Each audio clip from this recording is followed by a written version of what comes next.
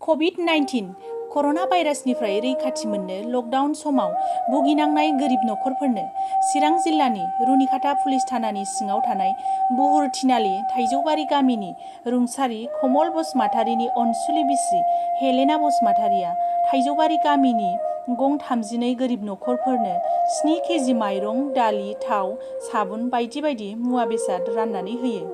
Lockdown समाव भुगिनांनाय गोरिब नखरफोरनो गावनि नखरनि माइरंखौनो सुबुंथिनि थाखाय राननानै होनाय समाव हेलेना बसुमतारीया बुङोदि इसोरनि अननायाव गोरिब सुबुंफोरा लकडाउन समाव उखैजानायनिफ्राय रैखाथि मोननो हाथों आरो कर'ना भाइरासनिफ्राय रैखाथि मोननो हाथों होननानै इसोरनाव आरज गाबो।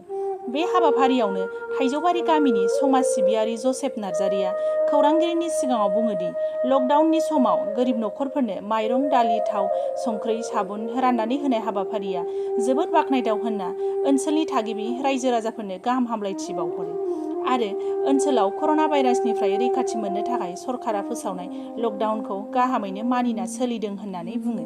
मोनसे लकडाउन समाव नोंसिनि थाइजौबारि गामिनि गरिब नखरफोरनो मा मा रानना हरखो नों? आङो आंनि नखरनिफ्रायनो गरिब नखरफोर नुनायखाय बे बन्द समाव आंनि नखरनिफ्रायनो आंनि जि दं बेखौनो आङो होबाय। इसोरा आंनो जि होदों बेखौनो आङो बे गरिबफोरनि थाखाय अननानै आं राननानै हरनाय जादों। 32टा नखरनि थाखाय आं बेखौ होबाय। मा बुस्थु? थाव, माइरं 7 केजि, ओमफ्राय थाव एसे, साबुन मोनसे, बेखौ दालि बेखौ हरनाय जाबाय आरो। बिसोरो खामानि मावनो मोनाखै आरो जेरावबो ओंखारलायनो मोनैखाय आङो बेखौ अननानै हरनाय जाबाय आरो। थाइजौबारि नोंसिनि गामिनि गोजा? औ, जोंनि गामिनि गोजा। आं गासैनोबो हरनाय जाबाय आरो।